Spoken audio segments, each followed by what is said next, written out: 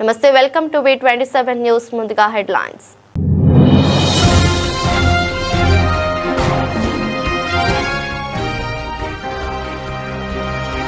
భారత్ తో mother of all deals, Europe పై America సంతృప్తి.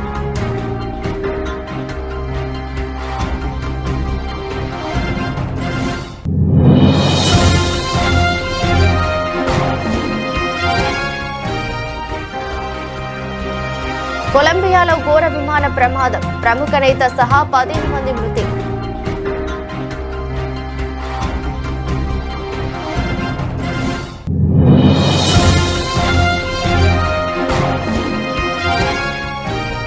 ప్రభుత్వ లాంఛనాలతో పవార్ అంత్యక్రియలు, హాజరైన పలువురు రాజకీయ ప్రముఖులు.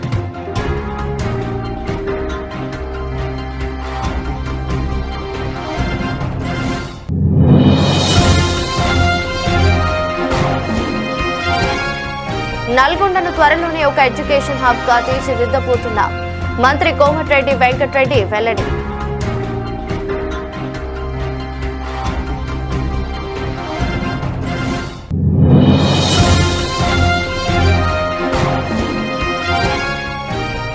డిఎం శ్రీహరి కారణంగానే పార్టీ నుంచి వెళ్లిపోయా, బీఆర్ఎస్ లో చేరిన ఆరూరి రమేష్.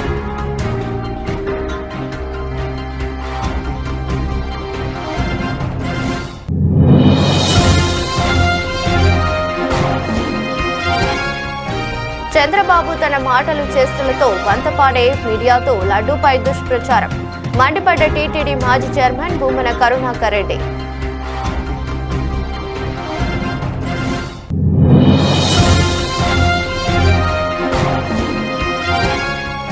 రెండేళ్ల చంద్రబాబు పాలన జంగల్ రాజులా ఉందని జగన్ విమర్శ, మద్యం ఇసుక మాఫియాలతో రాష్ట్రాన్ని దోచుకుంటున్నారని ఆరోపణ.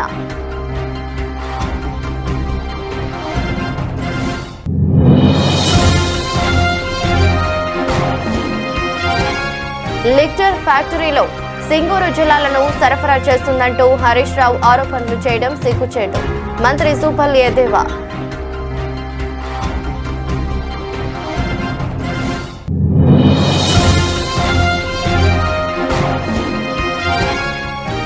గల్లీ నుంచి ఢిల్లీ వరకు కేసీఆర్ మీద చెప్పే అబద్ధం అదే, బీఆర్ఎస్ వర్కింగ్ ప్రెసిడెంట్ కేటీఆర్ ఆగ్రహం.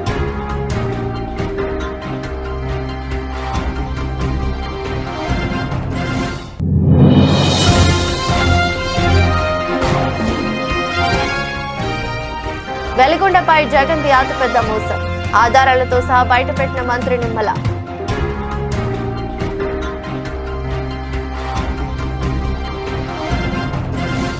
భారత్తో యూరప్ సమాఖ్య కుదుర్చుకున్న కొత్త వాణిజ్య ఒప్పందంపై అమెరికా తీవ్రంగా మండిపడింది. EU తన వాణిజ్య ప్రయోజనాల కోసం ఉక్రెయిన్ ప్రజలకు ఇస్తున్న మద్దతును పక్కన పెట్టిందని అమెరికా ఆర్థిక శాఖ మంత్రి స్కాట్ బెసెంట్ ఆరోపించారు. తాజాగా భారత్ EU మధ్య ఖరారైన ఈ ఒప్పందంపై ఆయన తీవ్ర నిరాశ వ్యక్తం చేశారు. CNBCతో మాట్లాడుతూ బెసెంట్ ఈ వ్యాఖ్యలు చేశారు. రష్యా నుంచి దిగుమతి చేసుకున్న చమురుతో భారత్లో తయారైన శుద్ధి చేసిన ఉత్పత్తులను యూరప్ దేశాలు కొనుగోలు చేస్తున్నాయని ఆయన ఆరోపించారు. గతేడాది భారత్పై అమెరికా విధించిన 25% అదనపు సుంకాలను తమతో కలిసి విధించడానికి యూరప్ నిరాకరించిందని, ఇందుకు కారణం భారత్తో ఈ వాణిజ్య ఒప్పందం చేసుకోవాలనే వారి కోరిక అని ఆయన స్పష్టం చేశారు. యూరప్ తీరు చాలా నిరాశపరిచింది. ఉక్రెయిన్ ప్రజల ప్రాముఖ్యత గురించి యూరప్ నేతలు మాట్లాడటం మీరు విన్న ప్రతిసారి వారు వాణిజ్యాన్ని ఉక్రెయిన్ ప్రజల కంటే ముందుంచారని గుర్తుంచుకోండి అని బెసెంట్ వ్యాఖ్యానించారు.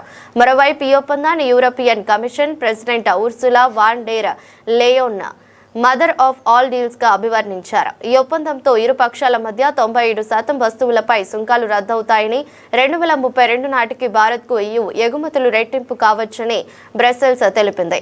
ట్రంప్ రెండో పర్యాయం అధ్యక్షుడిగా ఉన్న సమయంలో అమెరికా యూరప్ మధ్య వాణిజ్య సంబంధాలు ఉద్రిక్తంగా మారిన నేపథ్యంలో బెసెంట్ వ్యాఖ్యలు ప్రాధాన్యం సంతరించుకున్నాయి.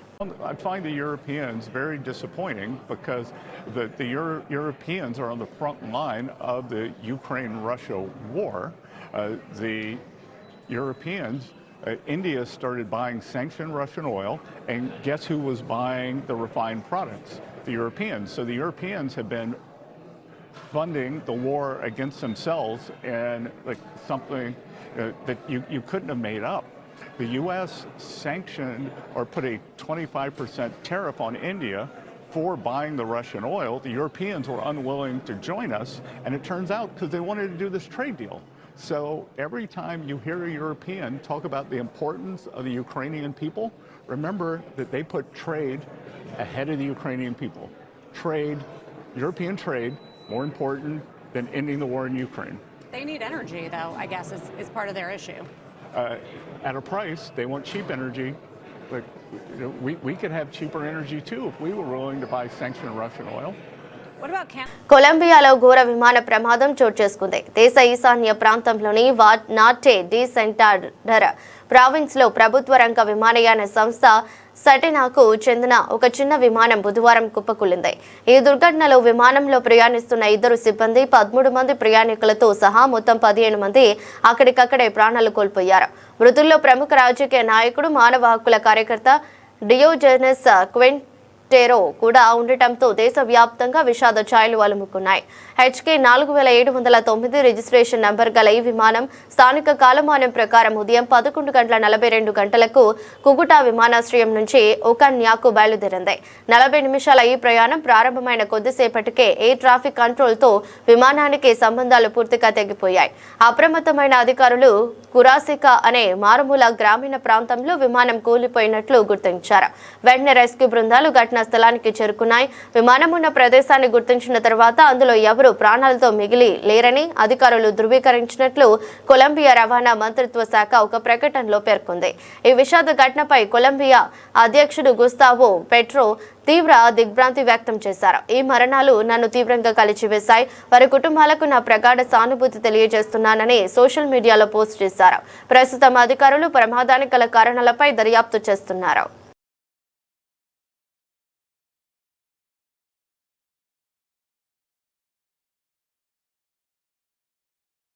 విమాన ప్రమాదంలో మృతి చెందిన మహారాష్ట్ర ఉప ముఖ్యమంత్రి అజిత్ పవార్ అంత్యక్రియలు గురువారం ఉదయం 11 గంటలకు ప్రభుత్వ లాంఛనాలతో జరగనున్నాయి. ఈ మేరకు పూణే జిల్లాలో బారామతి సమీపంలోని విద్యా ప్రతిష్టాన మైదానంలో సంబంధిత ఏర్పాట్లు చేస్తున్నారు అధికారులు. పవార్ అంత్యక్రియలకు ప్రధానమంత్రి నరేంద్ర మోదీ సహా కేంద్ర మంత్రులు Amit Shah, Nitin Gadkari, Piyush Goyal, Maharashtra CM Devendra Fadnavis, deputy CM Eknath Shinde తదితరులు హాజరు కానున్నారు. ప్రజలు అంతిమ నివాళులర్పించేందుకు వీలుగా అజిత్ పవార్ భౌతిక కాయాన్ని విద్యా ప్రతిష్టాన్ మైదానంలో ఉంచారు. రాష్ట్ర డిప్యూటీ సీఎం అకాల మరణంతో నేడు రాష్ట్ర వ్యాప్తంగా సెలవుతో పాటు 3 రోజుల సంతాప దినాలు ప్రకటించారు సీఎం ఫడ్నవీస్. 66 ఏళ్ల పవార్ బుధవారం ఉదయం ముంబై నుంచి బారామతికి వెళ్తుండగా పొగమంచు కారణంగా రన్వే కనిపించకపోవడంతో ల్యాండింగ్ కు ముందు జరిగిన చార్టర్డ్ విమాన ప్రమాదంలో దుర్మరణం చెందారు. జడ్పీటీసీ ఎన్నికల ప్రచారం కోసం బారామతికి వెళ్తుండగా ఈ విషాద ఘటన చోటు చేసుకుంది. ఈ ప్రమాదంలో సహా మొత్తం 5 ప్రాణాలు కోల్పోయారు. మృతుల్లో 2 పైలట్లు, ఓ సహాయకుడు, పవార్ వ్యక్తిగత భద్రతా అధికారి ఉన్నారు. వీరి మృతదేహాలను పోస్టుమార్టం అనంతరం అంత్యక్రియల కోసం కుటుంబ సభ్యులకు అప్పగించారు. అజిత్ పవార్ అంత్యక్రియలకు హాజరైన పలువురు రాజకీయ ప్రముఖులు, అంత్యక్రియలకు హాజరైన సీఎం దేవేంద్ర ఫడ్నవీస్, ఏక్నాథ్ షిండే, కేంద్ర మంత్రులు అమిత్ షా, గడ్కరీ, అజిత్ పవార్ అంత్యక్రియలకు హాజరైన మంత్రి నారా లోకేష్.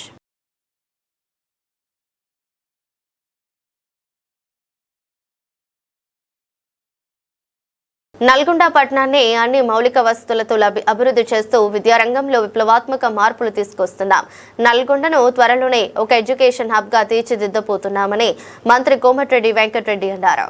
మీరెక్కడన్నా చూడండి, తెలంగాణలో ఉస్మానియా, కాకతీయ తర్వాత పెద్ద క్యాంపస్, మంచి క్యాంపస్ ఎక్కడుందంటే ఎంజీ యూనివర్సిటీ అని చెప్పక తప్పదు. అలాంటి యూనివర్సిటీ కట్టించిన, అందులో ఇంజనీరింగ్ కాలేజ్ పెట్టించిన, JNTU MBA కోర్సెస్ పెట్టించిన, ఇంకా ఎన్నో కోర్సెస్ పెట్టుకుంటూ మొన్న మేడారం కేబినెట్ మీటింగ్ లో B pharmacy, D pharmacy, M ఫార్మసీతో పాటు LLB law college, LLM college కూడా మొన్ననే కేబినెట్ లో అప్రూవ్ చేసుకున్నాం. సమ్మక్క సారక్క సాక్షిగా నేను మినిస్టర్ అయిన తర్వాత దాదాపు 200 కోట్ల బిల్డింగ్లు కూడా అక్కడ కట్టడం జరిగింది. ఇక్కడ యంగ్ ఇండియా స్కూల్ దాదాపు 175 కోట్లతోని మన బిల్డింగే ఫాస్ట్ గా నడుస్తుంది. దానికి ప్రతి వారం కూడా కలెక్టర్ గారికి చెప్పిన, ప్రతి వారం మానిటరింగ్ చేసి 2500 మంది పిల్లల్ని, అందులో ఓసీలు, బీసీలు, మైనార్టీలు, ఎస్సీలు ఒకటే దగ్గర ఉండే విధంగా 1000 మంది ఒకటేసారి భోజనం చేసే విధంగా ఈ రోజు కుల మతాలకు అతీతంగా చిన్నప్పుడే అవగాహన పెంచాలని 22,000 కోట్లతో ఇవాళ యంగ్ ఇండియా ఇంటర్నేషనల్ స్కూల్ మనం కడుతున్నాం అంటే ఇవాళ ఈ ప్రభుత్వం విద్యకు ఎంత ప్రాధాన్యం ఇస్తుందో విద్యాశాఖ మంత్రి అయిన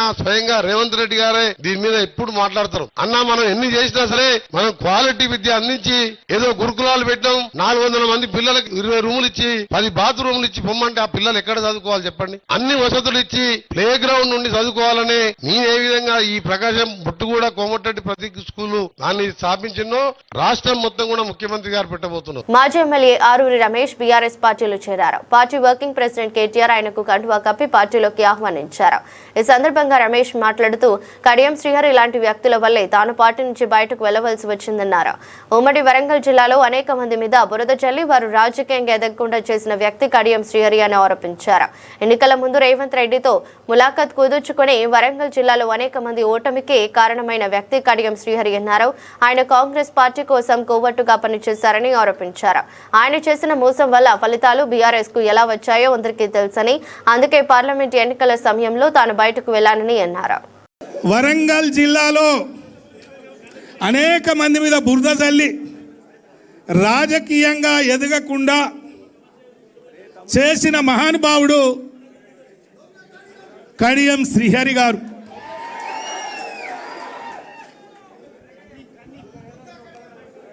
ఎన్నికల ముందు రేవంత్ రెడ్డితో ములాఖాత్ కుదుర్చుకొని మొన్న జరిగిన ఎన్నికల్లో నా ఓటమితో పాటు వరంగల్ జిల్లాలో అనేక మంది ఓటమి కోసం కాంగ్రెస్తో ములాఖత్ అయి కొవర్ట్గా పనిచేసి ఒక టీమును తయారు చేసి మరి ఏ విధంగా మోసం చేసిండో ఆ ఫలితాలు ఏ విధంగా వచ్చినో మీ అందరికీ తెలుసు. మరి ఇలాంటి దుర్మార్గులున్న పరిస్థితిలో పార్లమెంటు ఎన్నిక సందర్భంగా మేము ఒక నాయకుని శిక్షణతో ఒక క్రమశిక్షణంగా పనిచేసి రాజకీయాల్లో గ్రామాల్లో ప్రజల అభిమానాలు, కార్యకర్తల అభిమానాలు, నాయకుల అభిమానాలను మేము కొనియాడినాం, పొందినాం. అలాంటి వాళ్ళ మీద బురద జల్లి 1,00,000 మెజార్టీ ఎట్లా ఓడిపోయిండు, ఏం జరిగింది అని పెద్దలకు చెప్పి ఏదో చేసి తన సొంత బిడ్డ కోసం మరి టికెట్ ఆశించి ఆయన వేసుకున్న ప్లాన్ ఎన్నికల ముందు రేవంత్ రెడ్డి గారితో ఏదైతే కుదుర్చుకున్నాడో అది పూర్తి చేసుకొని వైఎస్ జగన్ ను దెబ్బతీయడానికి శ్రీ మహావిష్ణువునే వాడుకున్నాడు. శివుపాలుడే సిగ్గుపడేలా, కంసుడే చెవులు మూసుకునేలా, సమస్త రాక్షసులు నోరు వెళ్లబెట్టేలా చంద్రబాబు తన మాటలు చేష్టలతో వంతపాడే మీడియాతో లడ్డూపై దుష్ప్రచారం చేయించాడు. నెయ్యిలో జంతు కొవ్వు కలిసిందని శ్రీవారి లడ్డూపై తప్పుడు ప్రచారం చేశారని టీటీడీ మాజీ చైర్మన్ భూమన కరుణాకర్ రెడ్డి మండిపడ్డారు. జగన్ గారిని దెబ్బతీయటానికి జగమంతా కొలిచేటువంటి శ్రీ మహావిష్ణువుని వాడుకొని శిశుపాలుడే సిగ్గుపడేలా, కంసుడే చెవులు మూసుకునేలా, సమస్త రాక్షసులు నోరు వెళ్లబెట్టేలా చంద్రబాబు నాయుడు గారు తన మాటలతో, చేష్టలతో, తన వంత పాడేటువంటి పత్రికలు, ప్రసార మాధ్యమాలతో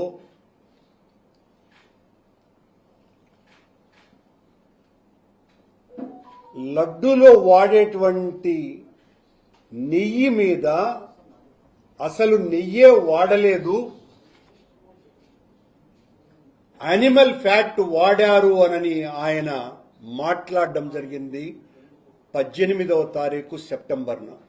ముఖ్యమంత్రి చంద్రబాబు నాయుడు నేతృత్వంలోని టీడీపీ కూటమి ప్రభుత్వంపై వైఎస్ఆర్ కాంగ్రెస్ పార్టీ అధినేత వైఎస్ జగన్మోహన్ రెడ్డి తీవ్రస్థాయిలో విరుచుకుపడ్డారు.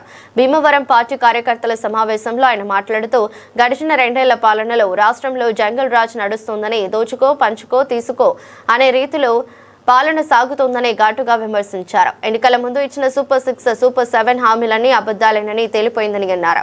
టీడీపీ ఎమ్మెల్యేలు, మంత్రులు మహిళలపై అరాచకాలకు పాల్పడుతున్నా ప్రభుత్వం పట్టించుకోవడం లేదని జగన్ ఆరోపించారు. కోడూరు ఎమ్మెల్యే ఆరవ శ్రీధర్ ఒక ప్రభుత్వ ఉద్యోగిని రేప్ చేస్తే, ఆముదాల వలస ఎమ్మెల్యే కూన రవికుమార్ వేధింపులతో ఒక ప్రిన్సిపల్ ఆత్మహత్య యత్నం చేస్తే చర్యలు లేవు. సత్యవేడు ఎమ్మెల్యే కోనేటి ఆదిమూలం, మంత్రి Sandhyarani, PA Guntur east MLA నజీర్లపై తీవ్ర ఆరోపణలు వచ్చినా పట్టించుకోలేదు. స్వయంగా మంత్రి వాసంశెట్టి సుభాష్ అశ్లీల నృత్యాలు చేస్తూ చిందులేస్తున్నారు. చంద్రబాబు, ఆయన కుమారుడే వీరందరినీ ప్రోత్సహిస్తున్నారని జగన్ ఆరోపించారు. చంద్రబాబు నాయుడు గారి ఎమ్మెల్యేలు, చంద్రబాబు నాయుడు గారికి సంబంధించిన వాళ్ళంతా ఏ స్థాయిలోకి వెళ్ళిపోయినారంటే, నిన్న 20 పేపర్లో చూసినాం. కోడూరు ఎమ్మెల్యే ఆరవ శ్రీధర్, అదే మనిషేనా అసలు, ఇది ఎమ్మెల్యేనా అని అనిపిస్తుంది నాకు. అసలు ఈ ఆరవ శ్రీధర్ అనేవాడు ప్రభుత్వ ఉద్యోగి అయిన ఒక అమ్మాయిని భయపెట్టి, బెదిరించి, రేపు చేసి, హెరాస్ చేసి, స్వయంగా ఆ అమ్మాయి తనకు జరిగిన అన్యాయాన్ని కూడా ఏకంగా సాక్ష్యాలు, ఆధారాలతో సహా బయట పెట్టింది. ఆముదాల వలస ఎమ్మెల్యే ఇంకోడు కూన రవికుమార్. ఈయన గారి వేధింపులు భరించలేక గవర్నమెంట్ స్కూల్ ప్రిన్సిపల్ ఆత్మహత్యా యత్నం చేసుకుంటే ఇప్పటి వరకు చర్యలు లేవు. సత్యవీడు ఎమ్మెల్యే కోనేటి ఆదిమూలం ఒక మహిళను బలాత్కారం చేసిన చివరికి ఆ అధికారిని ఉపయోగించి ఆ కేసునే క్లోజ్ చేయించుకుంటారు. అసలు ఎంత దారుణంగా జరుగుతుందనంటే, ఇంకొకడు మంత్రి సంధ్యారాణి పిఏ ఇంకొకడు తనను లైంగికంగా వేధిస్తున్నాడని మరొక ప్రభుత్వ ఉద్యోగి అయిన మహిళ ఫిర్యాదు చేస్తే అతన్ని వదిలేసి ఫిర్యాదు చేసిన ఆయమను జైల్లో పెడతారు. ఆయమ మీద కేసు. ఇంకోడు గుంటూరు ఈస్ట్ ఎమ్మెల్యే నజీర్ ఇంకోడు. ఈ మనిషి అశ్లీల వీడియోలు కూడా ఆయనతో మాట్లాడుతున్నాడు, వీడు అశ్లీల వీడియోలు చూస్తూ ఉన్నాడు, వీడు అశ్లీలంగా చేస్తూ. అసలు వీళ్ళు ఎవడు, అసలు ఏ ప్రపంచంలో ఉండవు. ఇంకోడు మంత్రి సుభాష్, వాసంశెట్టి సుభాష్ ఇంకొకడు. ఏకంగా అశ్లీల డ్యాన్సులు చేస్తూ ఏకంగా చిందులేస్తానంటారు. అశ్లీల డ్యాన్సులు చేస్తూ ఏకంగా స్టేజ్ ఎక్కి చిందులేస్తాడు మంత్రి. అసలు నాకు ఆశ్చర్యంగా ఉంది. అసలు జంగల్ రాజ్యం అని అంటే ఇంకా వేరే పేరు ఏమైనా ఉంటుందా ఈ ప్రభుత్వంలో జరుగుతూ ఉన్న పనులకు?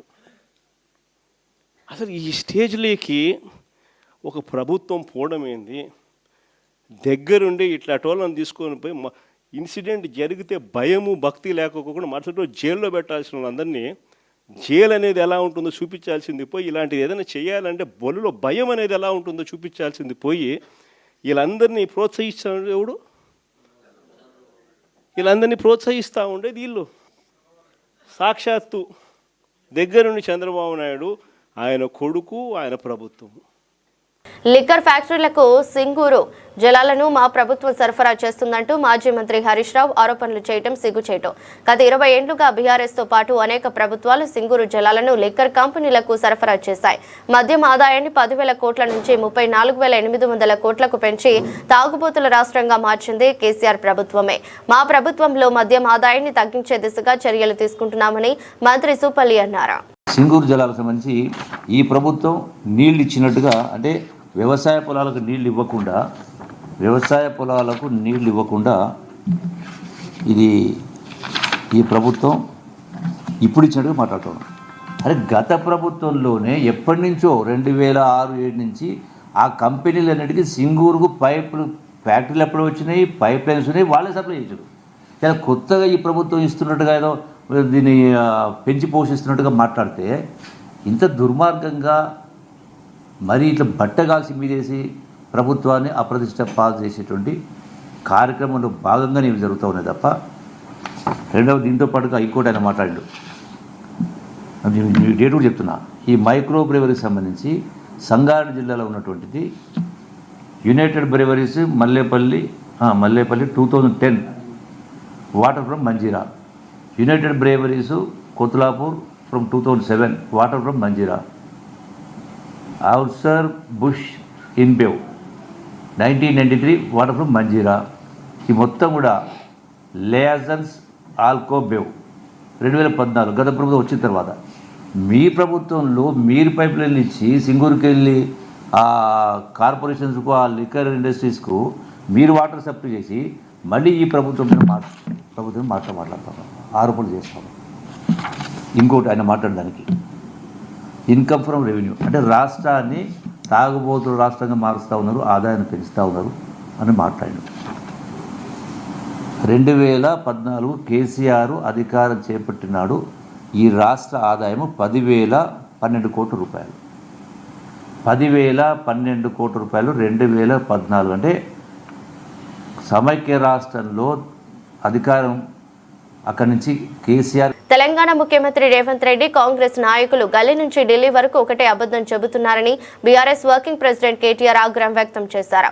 కేసీఆర్ 10 ఏళ్ల కాలంలో 7-8 లక్షల కోట్ల రూపాయల అప్పు చేశారని వారు చెబుతున్నారని, కానీ పార్లమెంట్లో బీజేపీ ఎంపీ ఒకరు అడిగిన ప్రశ్నకు స్పష్టమైన సమాధానం వచ్చిందని అన్నారు.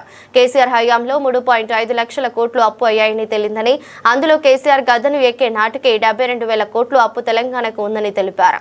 అంటే కేసీఆర్ 10 ఏళ్ల కాలంలో చేసిన అప్పు 2.5 లక్షల కోట్లు మాత్రమే అన్నారు. ఆ అప్పుతో కూడా ఎన్నో సంక్షేమ పథకాలు అమలు చేశారని తెలిపారు. ఆరూరి రమేష్ 2014-2018 అసెంబ్లీ ఎన్నికల్లో భారీ మెజారిటీతో విజయం సాధించారని, కానీ 2023లో 16,000 ఓట్లతో ఓడిపోయారని అన్నారు. కానీ ఈసారి భారీ మెజారిటీతో వర్ధన్నపేటలో ఆరూరి రమేష్ గెలవటం ఖాయమని ధీమా వ్యక్తం చేశారు. అయితే దయచేసి కొత్త పాతాన్ని చూడవద్దని, అందరినీ సమన్వయం చేసుకుని ముందుకు వెళ్లాలని విజ్ఞప్తి చేశారు. ఈరోజు ఓపిక లేని తెలివిలేని వ్యక్తి రాష్ట్రాన్ని పాలిస్తున్నారని ముఖ్యమంత్రి రేవంత్ రెడ్డిని ఆదేశించి ఉన్నారు. కారు గుర్తు మీద ఎవరొస్తే వాళ్ళే కేసీఆర్ పంపించిండు, ఆయనకే ఓటెత్తామనాలి తప్ప ఇక కోడిగుడ్డు మీద ఈకలు వేసి కూడా బంద్ చేయాలి. ఈయన మంచోడా చెడ్డోడా, ఈయన దొడ్డుగున్నాడా సన్నగున్నాడా పొట్టిగున్నాడా పొడుగున్నాడా అన్ని కేసీఆర్ సార్ చూసుకొని టికెట్ ఇస్తాడు. కాబట్టి ఈసారి మాత్రం కారు గుర్తు మీద ఎవరైనా వస్తే గులాబీ కండువా కప్పుకొని ఇక కేసీఆర్కే ఓటేస్తున్నా అనుకొని, అది గల్లీ ఎలక్షన్ అయినా ఢిల్లీ ఎలక్షన్ అయినా ఒకటే ఆలోచన చేయాలి, గట్టిగా గుద్దాలి. ఉంటుంది కుటుంబం అన్నాక, ఒక పెద్ద కుటుంబం అన్నాక పంచాయతీలు ఉంటాయి, తాకట్లు ఉంటాయి. కానీ నేను ఇదివరకు చెప్పినా మళ్ళీ చెప్తున్నా, గుల్గాలే అల్గాలే కొట్లాడుకోవాలి, కానీ అర్రలో కొట్లాడుకోవాలి. గుల్గుడే గట్ల. రేపు మున్సిపల్ ఎలక్షన్లా గుల్గాలే అలగాలే, కానీ బీఫారం ఇచ్చినాక మళ్ళీ కారు గుర్తు మీద ఎవరైనా కూర్చున్నాక ఇక పోయి ఒత్తుడే ఉండాలి తప్ప గుద్దుడే ఉండాలి తప్ప. గత వైసీపీ ప్రభుత్వం వెలిగొండ ప్రాజెక్టు విషయంలో ప్రకాశం, నెల్లూరు, కడప జిల్లాల ప్రజలను ఘోరంగా మోసం చేసిందని, పనులు పూర్తి కాకుండానే ఎన్నికల ముందు హడావిడిగా ప్రారంభించి క్రెడిట్ చోరీకి పాల్పడిందని జలవనరుల శాఖ మంత్రి నిమ్మల రామానాయుడు తీవ్ర స్థాయిలో ధ్వజమెత్తారు. బుధవారం ఆయన మీడియా సమావేశంలో మాట్లాడుతూ వైసీపీ ప్రభుత్వ 5 ఏళ్ల నిర్లక్ష్యాన్ని, ప్రస్తుత కూటమి ప్రభుత్వ హయాంలో జరుగుతున్న పనుల పురోగతిని గణాంకాలు, ఫోటోలతో సహా వివరించారు. 2026 నాటికి వెలిగొండ ప్రాజెక్టును పూర్తి చేయాలనే లక్ష్యంతో ముఖ్యమంత్రి చంద్రబాబు మార్గనిర్దేశంలో పనిచేస్తున్నామని స్పష్టం చేశారు. గత మార్చి 6న ఎన్నికలకు ముందు నాటి ముఖ్యమంత్రి జగన్మోహన్ రెడ్డి వెలిగొండ ప్రాజెక్టును జాతికి అంకితం చేశారని, కానీ ఆ రోజుకు ప్రాజెక్టులో కీలకమైన పనులని అసంపూర్తిగానే ఉన్నాయని నిమ్మల ఆరోపించారు. ప్రాజెక్టు పూర్తయితే పండుగ వాతావరణం ఉండాలి, కానీ ఆనాడు 144 సెక్షన్ పెట్టి రైతు నాయకులను, నిర్వాసితులను హౌస్ అరెస్టులు చేసి పోలీసు పహారా మధ్య ప్రారంభోత్సవం చేయడం జగన్ ప్రభుత్వ మోసానికి నిలువెత్తు నిదర్శనమని ఆయన విమర్శించారు. అంటే ఇక్కడ మీకు అందరికి కూడా అర్థమవుతున్నటువంటి పరిస్థితి ఏంటి? ఇప్పుడు ఆయనేమో జాతికి అంకితం అన్నాడు. జాతికి అంకితం అంటే అర్థం ఏంటి? ప్రాజెక్టు పూర్తి అయిపోయింది, ప్రారంభోత్సవం. అదే జనరల్ గా అందరికీ తెలుస్తున్నటువంటిది. అంటే పూర్తి కానిటువంటి దాన్ని కూడా జాతికి అంకితం, ప్రారంభోత్సవం చేయడానికి కొత్త భాష్యం జగన్మోహన్ రెడ్డి గారు చెప్తే మనం ఏం చేయలేం, కానీ వాస్తవంగా ప్రారంభోత్సవం కింద మనం లెక్కేస్తాం. కానీ ఇప్పుడు మీరు చూస్తున్నారు, పునాదులు వేస్తా ఉన్నాం ఇంకా ఆ ప్రాజెక్టుకి సంబంధించి కొన్ని పనుల్లో. అంటే ఒక పక్కన ఆ పనులకు సంబంధించి ఇప్పుడు పునాదులు వేస్తా ఉంటే ఆయన ఆ ప్రాజెక్టు పూర్తి అయిపోయిందని ఎట్లా చెప్పగలుగుతారు? ఆ ప్రాజెక్టు ప్రారంభోత్సవం చేస్తానని ఎట్లా చెప్పగలుగుతారు? పక్కన పునాదులు వేస్తూ ఉంటే ఇదే ప్రాజెక్టు కదా. అంటే ఇక్కడే మీరు చాలా క్లారిటీగా, ఇంత క్లియర్ గా, ఇంత క్లారిటీగా అచ్చుగుద్దినట్లు మనకి ఇక్కడ వాస్తవాలు కనపడుతుంటే వాళ్ళు అచ్చుగుద్దినట్లు అబద్ధాలు చెప్తూ ఉన్నటువంటి పరిస్థితి, దుస్థితి చాలా క్లియర్ కనపడుతుంది. ఇప్పుడు 456 కోట్ల రూపాయలతోటి ఈ పనులు ప్రారంభిస్తూ ఉన్నాం. ఈ వారంలోనే మరి చంద్రబాబు నాయుడు గారు కూడా వెలిగొండను సందర్శించి ఏదైతే ఈ పనులకు కూడా మరి ఆయన ఫ్లేక్ కూడా ఆయన కూడా ఇనాగ్రేట్ చేస్తారనే విషయాన్ని కూడా సందర్భంగా తెలియజేసుకుంటారు. చేసుకుంటూ, అంటే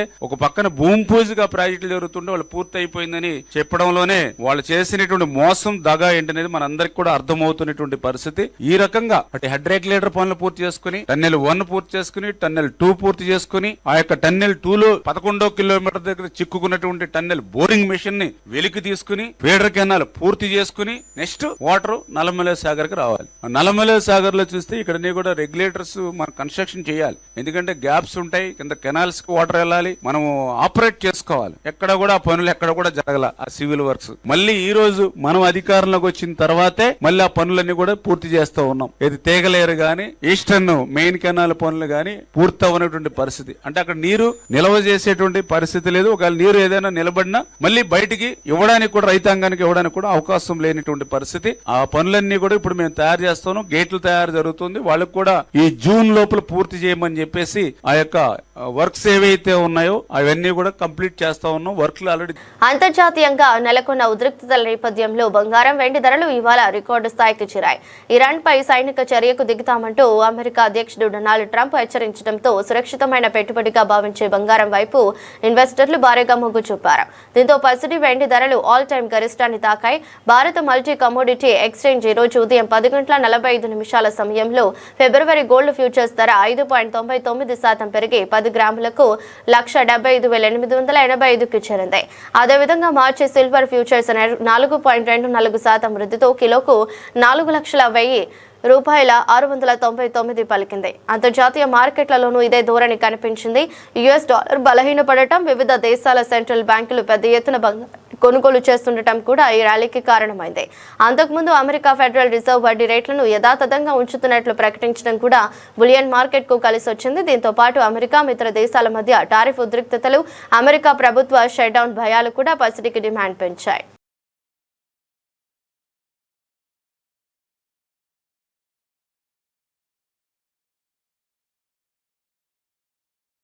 విశాఖపట్నం వేదికగా న్యూజిలాండ్తో జరిగిన 4వ టీ20లో టీమిండియా 50 పరుగుల తేడాతో ఓటమి పాలైనప్పటికీ కెప్టెన్ సూర్యకుమార్ యాదవ్ మాత్రం ధీమాగా ఉన్నాడు. ఈ ఓటమి తమకు ఒక గొప్ప పాఠమని, రాబోయే ప్రపంచ కప్కు సిద్ధమవడంలో భాగంగానే తాము ఉద్దేశపూర్వకంగానే 5 స్పెషలిస్ట్ బౌలర్లతో బరిలోకి దిగామని ఆయన స్పష్టం చేశారు. మ్యాచ్ అనంతరం సూర్య మాట్లాడుతూ, మేము ఈరోజు కావాలనే 6 బ్యాటర్లు, 5 పక్కా బౌలర్లతో ఆడాం. 200 పరుగుల లక్ష్యాన్ని ఛేదించేటప్పుడు ఆరంభంలోనే వికెట్లు పడితే మిగిలిన వారు ఎలా ఆడతారో పరీక్షించాలనుకున్నా. అందుకే ఈ కఠిన నిర్ణయం తీసుకున్నాం. వరల్డ్ కప్ జట్టులో భాగమైన ఆటగాళ్లందరికీ అవకాశం ఇవ్వడం మా ప్రాధాన్యం అని పేర్కొన్నారు. మంచి ప్రభావం ఎక్కువగా ఉన్నప్పటికీ శివం దూబే విరోచిత పోరాటంపై సూర్య ప్రశంసలు కురిపించాడు. దూబే అద్భుతంగా ఆడాడు. ఆ సమయంలో అతనికి తోడుగా మరో బ్యాటర్ నిలబడి ఉంటే ఫలితం ఖచ్చితంగా మారిపోయేది. 50 పరుగుల తేడాతో ఓడిపోయినప్పటికీ భారీ లక్ష్యాలను ఎలా ఛేదించాలనే విషయంలో మాకు స్పష్టత వచ్చింది. మళ్ళీ అవకాశం వస్తే చేసింగ్కే మొగ్గు చూపుతాం అని తన వ్యూహాన్ని వివరించాడు. వరుసగా 3 విజయాల తర్వాత భారత్కు తొలి ఓటమి. ఫిబ్రవరిలో జరగనున్న టీ20 వరల్డ్ కప్ కోసం భారత జట్టు కూర్పుపై యాజమాన్యం చేస్తున్న ప్రయోగాల్లో భాగంగానే ఈ మార్పులు జరిగినట్లు తెలుస్తోంది.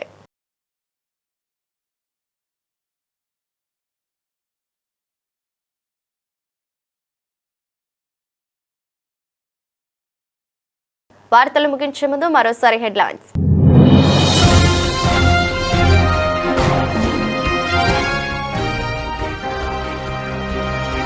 భారత్తో మదర్ ఆఫ్ ఆల్ డీల్స్, యూరప్పై అమెరికా సంతృప్తి.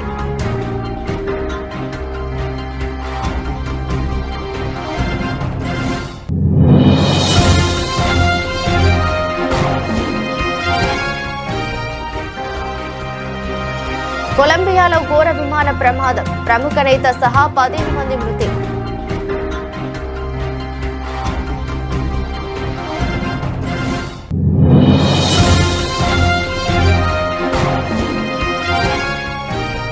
ప్రభుత్వ లాంఛనాలతో పవార్ అంత్యక్రియలు, హాజరైన పలువురు రాజకీయ ప్రముఖులు.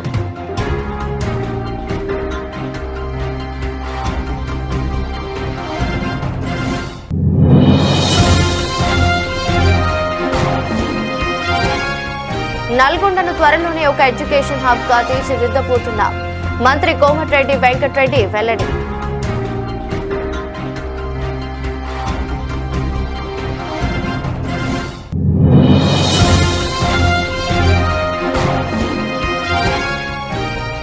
డిఎం శ్రీహరి కారణంగానే పార్టీ నుంచి వెళ్లిపోయా. బీఆర్ఎస్ లో చేరిన ఆరూరి రమేష్.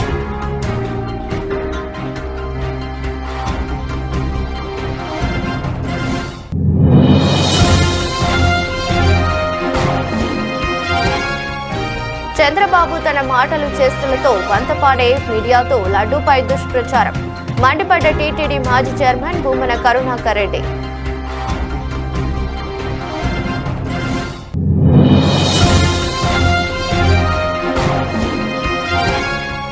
రెండేళ్ల చంద్రబాబు పాలన జంగల్ రాజులా ఉందని జగన్ విమర్శ. మద్యం ఇసుక మాఫియాలతో రాష్ట్రాన్ని దోచుకుంటున్నారని ఆరోపణ.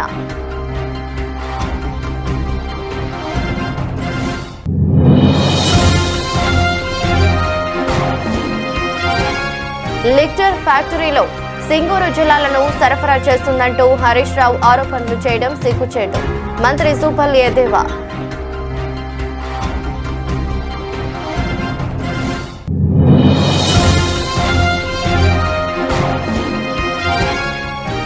గల్లీ నుంచి ఢిల్లీ వరకు కేసీఆర్ మీద చెప్పే అబద్ధం అదే. బీఆర్ఎస్ వర్కింగ్ ప్రెసిడెంట్ కేటీఆర్ ఆగ్రహం.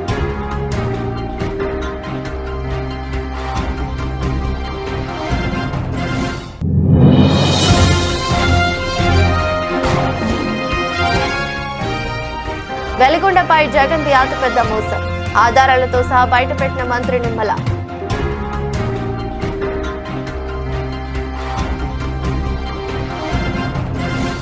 ఇది రోజు బులెటిన్. మరో బులెటిన్లో మళ్ళీ కలుద్దాం. అంతవరకు సెలవు. నమస్కారం.